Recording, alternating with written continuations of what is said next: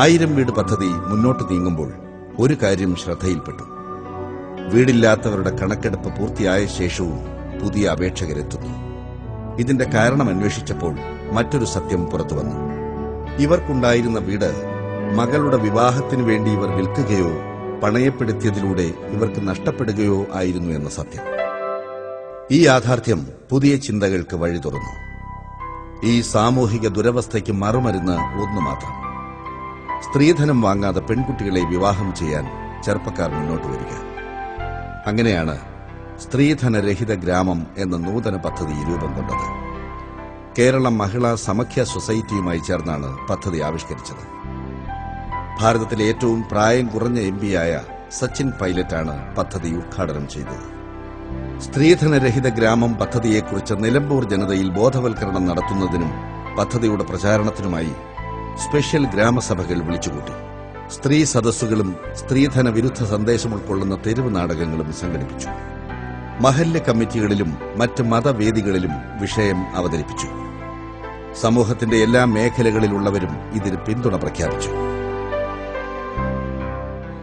സ്ത്രീധനരഹിത വിവാഹത്തിന് തയ്യാറായി യുവാക്കൾ മുന്നോട്ട് വന്നു.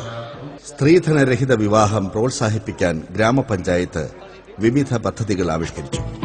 ഈ പുരോഗമനാശയത്തിൽ ആകൃഷ്ടരായി മുന്നോട്ട് വന്ന യുവതീ യുവാക്കൾക്ക് കൌൺസിലിംഗ് നൽകി. വിവാഹ ചെലവുകൾ പരമാവധി കുറയ്ക്കുന്നതിനായി സംഘമായി വിവാഹം ചെയ്യാനുള്ള വേദികൾ ഒരുക്കി. വിവാഹമെന്നത് ഒരിക്കലും നടക്കാനിടയില്ലാത്ത വെറും ഒരു പാഴ്ക്കിനാവായി മാഞ്ഞുപോകുമെന്ന് കരുതിയിരുന്ന നിരവധി പെൺകുട്ടികൾക്ക് ഇതിലൂടെ മംഗല്യഭാഗ്യം കൈവന്നു. എന്റെ ഉമ്മ മരിച്ചിട്ട് 5 വർഷമായി. ഉപ്പ ചെറുപ്പത്തിൽ മരിച്ചാണ്, 4 വയസ്സിൽ. പിന്നെ ഞാൻ ഓർഫനേജിലാണ് പഠിച്ചിരുന്നത്, കോഴിക്കോട്. അങ്ങനെ അവിടെ കുറെ 10ാം ക്ലാസ് വരെ പഠിച്ചിരുന്നു. പിന്നെ അവിടുന്ന് കയ്യിൽ പഠിച്ച് പോന്നു. പിന്നെ ഇവിടെ പഞ്ചായത്തിൽ കമ്മ്യൂണിറ്റി കോളേജിൽ ചേർന്ന് അവിടെ ഫാഷൻ ഡിസൈനിങ് പഠിച്ചു. അങ്ങനെ അവിടെ ചേർന്നപ്പോഴാണ് ഇങ്ങനെ സ്ത്രീധനരഹിത വിവാഹം നടത്തുന്നുണ്ട്, അതിന് രജിസ്റ്റർ ചെയ്യാൻ പറഞ്ഞു. അങ്ങനെ അവിടുന്ന് രജിസ്റ്റർ ചെയ്തു. അങ്ങനെ വിവാഹം കഴിച്ചു. ഇങ്ങനെ ഒരു ഭാഗ്യം ലഭിച്ചതിൽ പഞ്ചായത്തിനും മറ്റുള്ളവർക്കും വളരെയധികം നന്ദിയുണ്ട്. സ്വന്തമായി ജോലിയോ മറ്റു വരുമാന മാർഗങ്ങളോ ഇല്ലാത്ത പല ചെറുപ്പക്കാരും വിവാഹത്തിലൂടെ അതിന് മാർഗം കണ്ടെത്താനാണ് ശ്രമിച്ചിരുന്നത്. സ്ത്രീധന തുക കൊണ്ട് ഒരു കച്ചവടം തുടങ്ങുക, ഒരു ഓട്ടോറിക്ഷ വാങ്ങുക, അല്ലെങ്കിൽ ഒരു ഗൾഫ് വിസ നേടുക എന്നിങ്ങനെ. അതുകൊണ്ട് തന്നെ സ്ത്രീധനം വാങ്ങാതെ വിവാഹം കഴിക്കാൻ യുവാക്കളെ പ്രോത്സാഹിപ്പിക്കുന്നതിനോടൊപ്പം അവർക്ക് മുന്നോട്ട് ജീവിക്കാൻ, തൊഴിൽ നേടാനുള്ള സാധ്യതകളും മാർഗങ്ങളും ഒരുക്കേണ്ട ഉത്തരവാദിത്വം പഞ്ചായത്ത് ഏറ്റെടുത്തു. അതാണ് വഴികാട്ടി. മലപ്പുറം ജില്ലയിൽ, പ്രത്യേകിച്ച് കിഴക്കൻ ഏറനാടൻ മേഖലയിൽ സർക്കാർ ജോലിയിൽ ഇന്നാട്ടുകാരുടെ എണ്ണം വളരെ കുറവാണ്.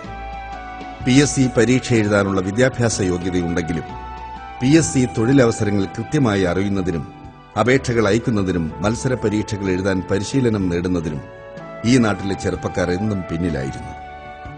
ഈ ന്യൂനത പരിഹരിക്കാൻ പഞ്ചായത്ത് യുവതീ യുവാക്കൾക്കായി ഒരു പ്രത്യേക ഗൈഡൻസ് സെൽ തന്നെ തുറന്നു. ഇന്ന് PSC അപേക്ഷകൾ അയക്കാൻ ഇവർക്ക് മറ്റെവിടെയും പോകേണ്ട. മാത്രമല്ല, ഓൺലൈൻ സംവിധാനം പ്രയോജനപ്പെടുത്തി മത്സരാർത്ഥികൾക്ക് ഹാൾ ടിക്കറ്റും ഇവിടെ തന്നെ ലഭ്യമാക്കുന്നു. കൂടാതെ PSC പരീക്ഷയ്ക്ക് തയ്യാറെടുക്കുന്നവർക്ക് സൌജന്യ PSC കോച്ചിംഗ് ക്ലാസുകൾ നൽകുന്നു.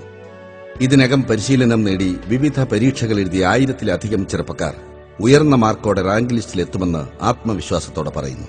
ഇതിന് മുന്നേ PSC കോച്ചിങ്ങിന് പോകാത്തതുകൊണ്ട് എനിക്ക് 50% താഴെയാണ് എനിക്ക് മാർക്ക് കിട്ടിയിരുന്നത്.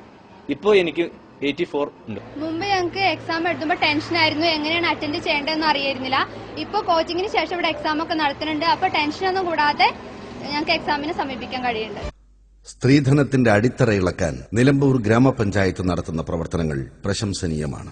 മുഖ്യമന്ത്രി ശ്രീ VS അച്യുതാനന്ദൻ സ്ത്രീധനത്തിനെതിരെയുള്ള നിലമ്പൂർ ഗ്രാമപഞ്ചായത്തിന്റെ പോരാട്ടം മാതൃകാപരവും സാമൂഹ്യനീതിയിൽ അധിഷ്ഠിതവുമാണ്. ശ്രീ സച്ചിൻ പൈലറ്റ് MP നിലമ്പൂർ ഗ്രാമപഞ്ചായത്ത് നടപ്പാക്കിയ സ്ത്രീധനരഹിത ഗ്രാമം പദ്ധതി ധീരമായ ചുവടുവയ്പ്.